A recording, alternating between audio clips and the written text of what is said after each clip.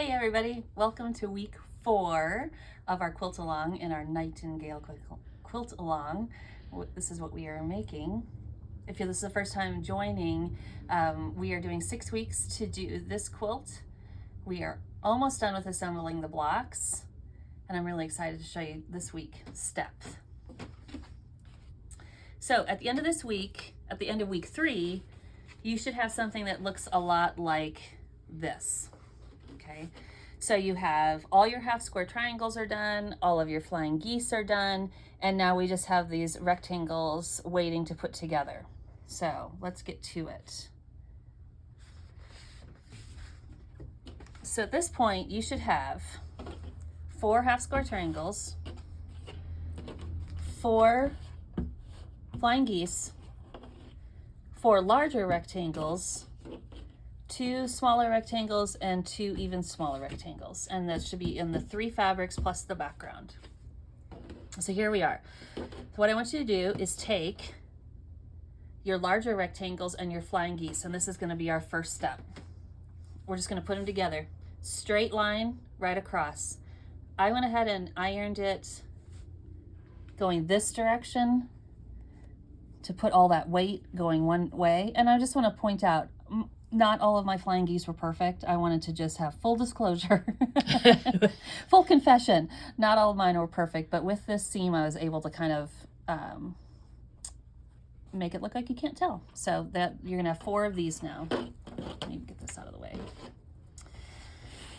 So go through all of your blocks, and you're gonna do all 20 the same way. You're just gonna add that secondary fabric, and that's the easy step for that. Second step, we're going to take the 2 smaller rectangles and one of the the smallest rectangle and put them together. I went ahead and put my seams open. That's totally your decision on how you want to do it, but that's how I always iron that. Okay.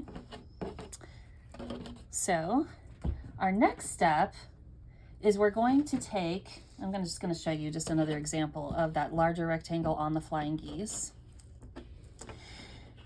You're going to take that block and you're going to cut it in half, just like that. I like to make my little... I love your little noises. Onomatopoeia. Okay, and then what we're going to do is we're going to go ahead and sew this secondary, the smallest rectangle, together like that. Now here's where my hints are just slightly different than the pattern. So in the pattern, it's described to go ahead and trim these 2 to the correct size. I didn't think that was necessary, and I kind of skipped that step, and I just cut it straight in half, and we're going to trim later. So what we're going to do now is just take this, you're going to do a straight line like that, zoop. Then I went ahead and ironed mine back, and then I'm going to put this one on here. Okay. Now, one thing you can notice that when you line this up, if you did an accurate cutting, which I'm sure you did, you're going to see that this seam is going to line up with this seam here.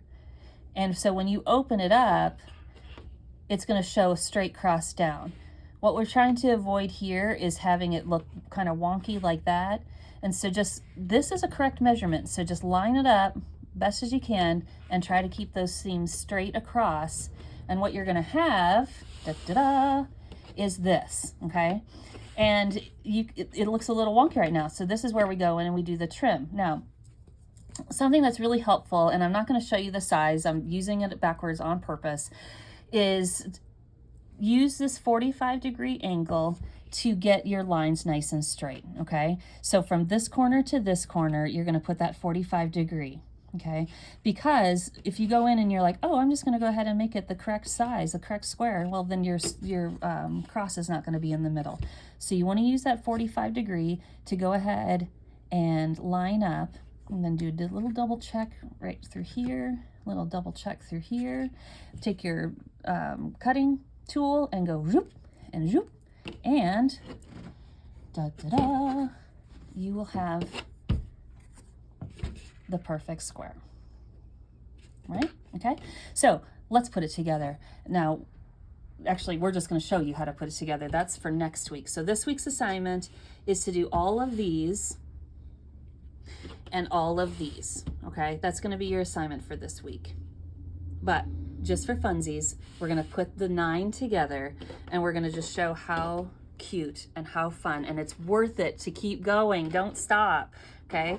So here's one center cross. Here are the pieces that we're doing this week with the flying geese and the extra rectangle.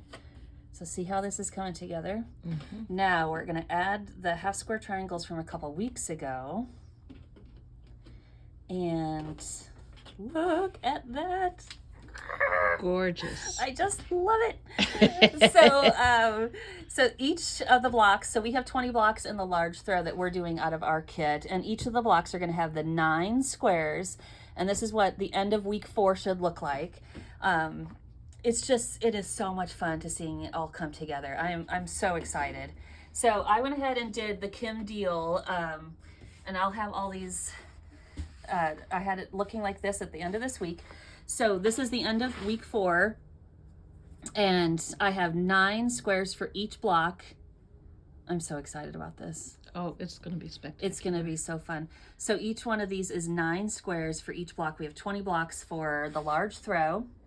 And again, we did not kit this in the shop. If you are interested, because we did add the thatched fabric and we use this as the background, just call the shop. We'll be happy to put this together for you.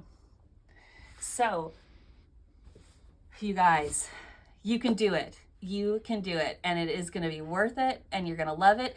And I did have one surprise for you. So I actually have put this quilt together. Last year I made it. This is my Nightingale patriotic version, and use my mind's eye, my land of liberty, I believe. We don't carry this fabric, disclaimer, but it is just fun to have a patriotic version.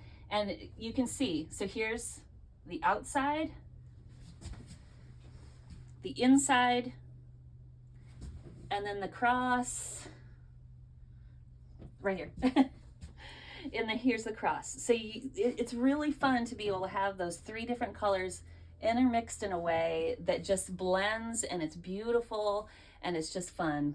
So I hope that you are excited and that you're trugging along with us, and let us know. Use hashtag the Quiltery QAL, and we'd love to see what you're working on. So good luck, and we'll see you next week. Bye.